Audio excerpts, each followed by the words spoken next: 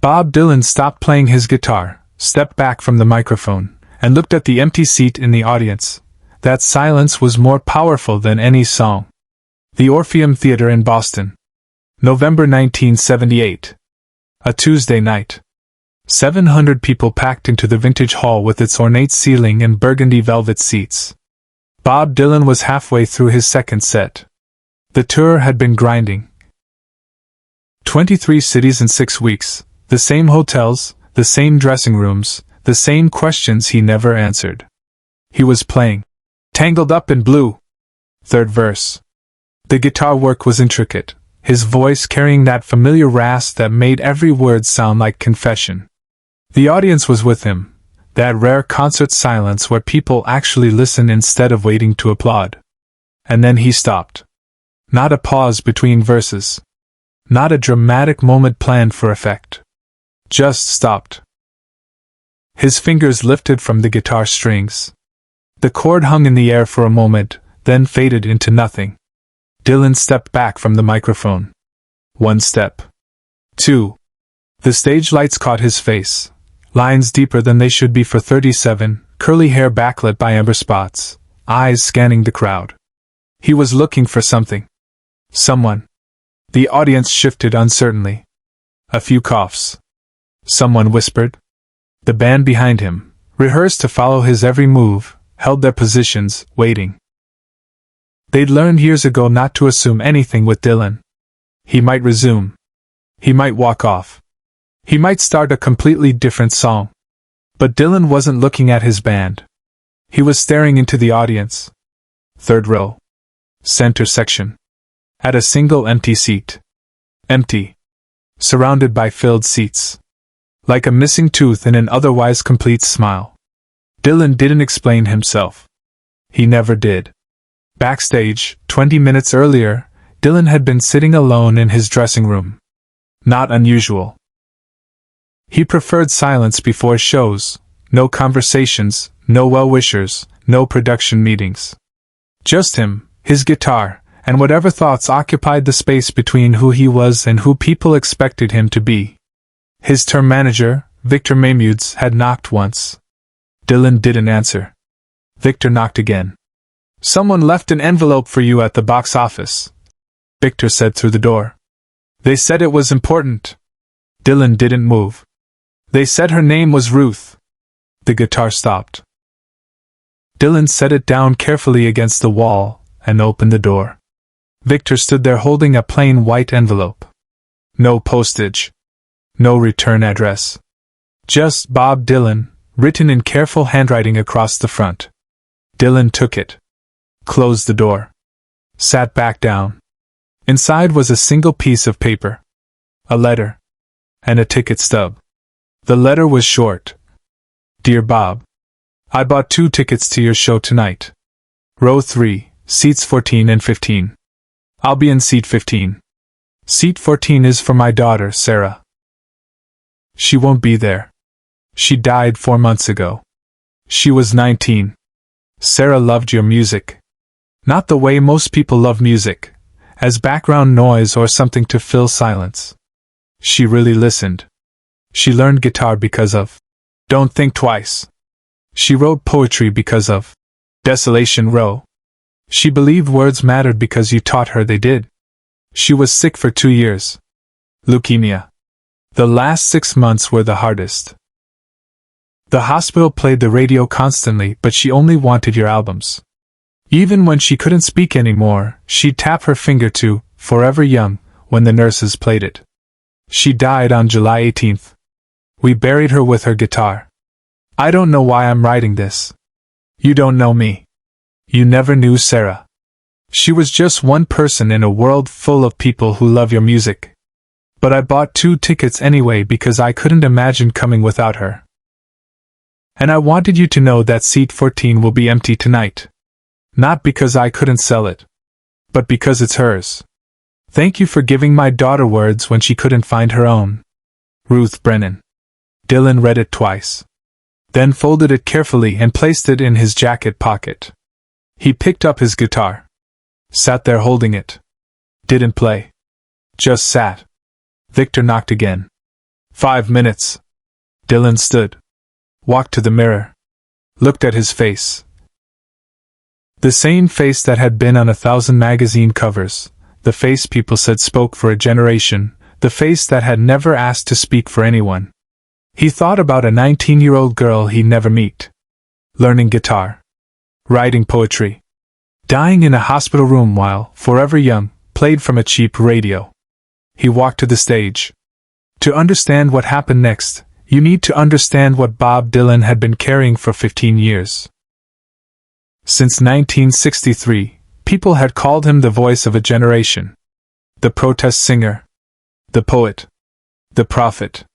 The one who understood what was wrong and could put it into words. He'd written, "Blowin' in the wind," and "The times they are a-changin'," and suddenly he wasn't Robert Zimmerman from Minnesota anymore.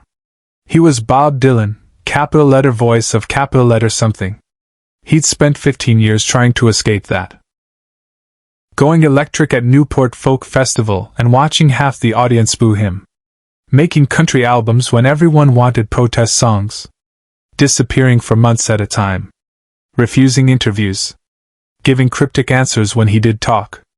Anything to create distance between the myth and the man. Because the weight of being someone's voice was crushing. Every song became a statement. Every album a referendum. Every decision analyzed for hidden meaning. People didn't just listen to his music.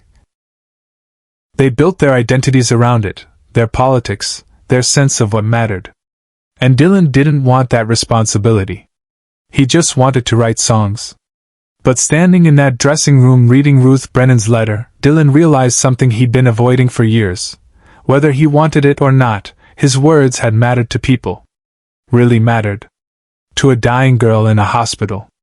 To her mother trying to make sense of loss. His music had given them something. Not answers, not solutions, but company in the hard moments. He didn't have to like being called a voice of a generation. But he couldn't pretend his voice didn't reach people. Subscribe and leave a comment, because the most important part of this story is still unfolding. On stage now, Dylan stood motionless. The empty seat stared back at him from row 3. Seat 14. The audience was getting restless. Confused murmurs rippled through the theater. His guitarist looked at the drummer. The drummer shrugged. Dylan stepped back to the microphone. Not to sing. To speak. "There's an empty seat in the 3rd row," he said. His voice was quiet, rough, like gravel shifted by water. "Seat 14. Row 3. The audience fell silent. "Her name was Sarah," Dylan continued. "I never met her. She died 4 months ago. She was 19. Her mother wrote me a letter. She said Sarah learned guitar because of one of my songs." He paused. Looked down at his own guitar. "I don't usually talk between songs. Most of you know that. I let the music speak. But tonight..." He stopped. Started again. "Tonight I want to dedicate this next song to Sarah. And to her mother, Ruth, who's sitting in seat 15.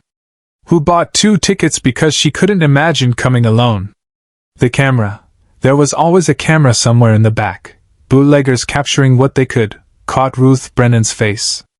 A woman in her late 40s. Graying hair. Eyes already streaming with tears. She had her hand over her mouth, shoulders shaking.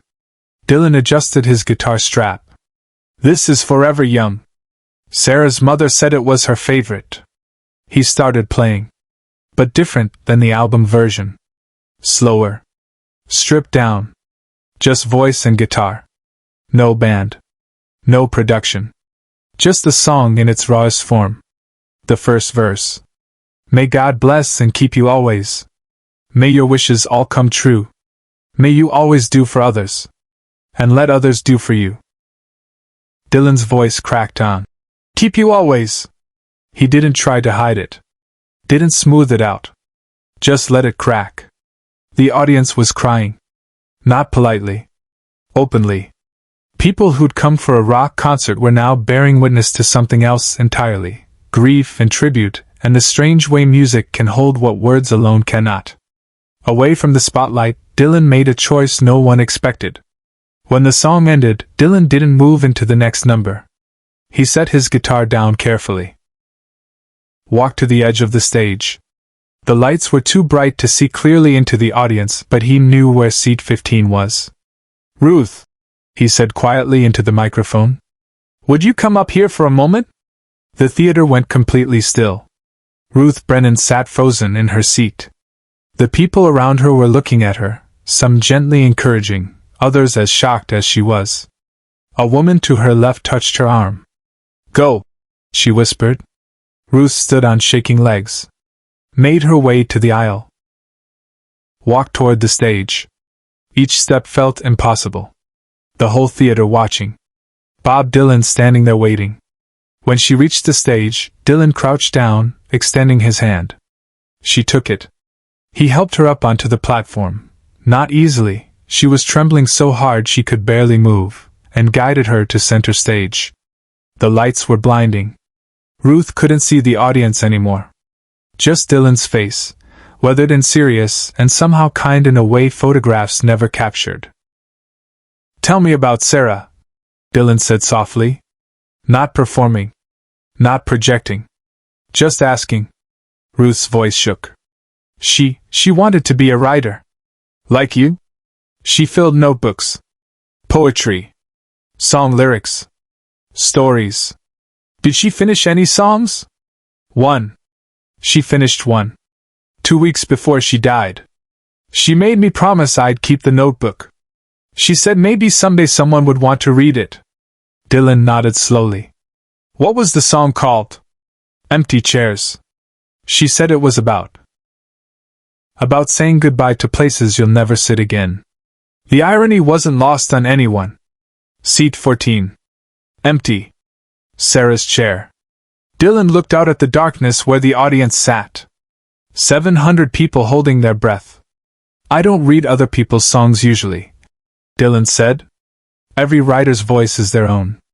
But if you'd be willing to share Sarah's notebook with me, I'd like to read what she wrote. Not to record it. Not to publish it. Just to know what she wanted to say. Ruth was crying too hard to speak. She nodded. Dylan stepped back. Gestured to his guitar tech standing in the wings.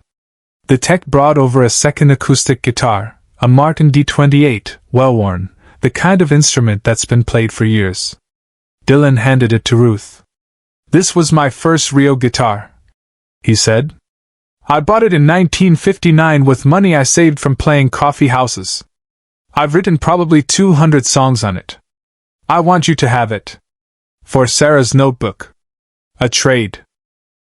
Her words for this guitar.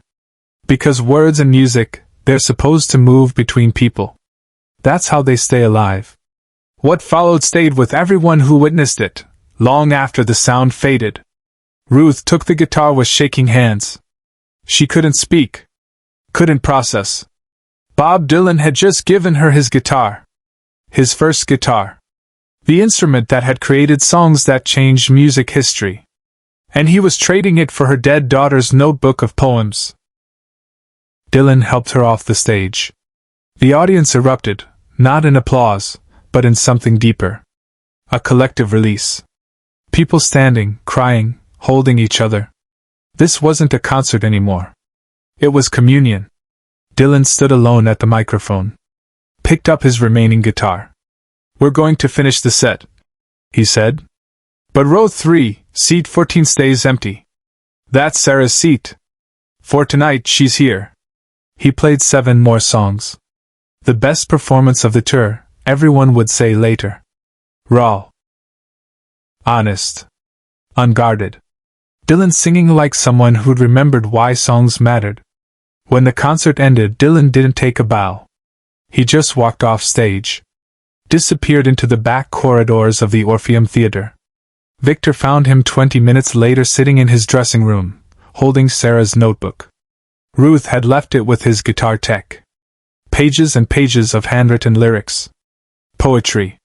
Half-finished songs about time and loss and the things we carry. Dylan read every word. 3 weeks later, in a studio in New York, Dylan recorded Empty Chairs, Sarah Brennan's song. He never released it. Never performed it publicly. But he made sure Ruth received a copy. The only copy. The Martin D28 Dylan gave Ruth sits in her living room today. She never learned to play it. She keeps it in the case, exactly as Dylan handed it to her, with one addition, a photo of Sarah tucked inside, visible when you open the lid. Share and subscribe. Some stories deserve to be remembered. After that night, Dylan's concerts changed. Not dramatically. Not in ways reviewers could quantify. But people who'd seen him before and after noticed something. He looked at the audience differently. Not as a mass. As individuals. As people carrying their own Sarahs. Row 3, seat 14 at the Orpheum Theater has a small plaque now. It doesn't say much. Just, for Sarah Brennan, who listened. Dylan never spoke about that night in interviews. But years later someone asked him why he wrote songs. He paused for a long time, the kind of Dylan pause that could mean anything or nothing. Songs don't belong to the person who writes them, he finally said. They belong to the people who need them. The empty chair taught him that.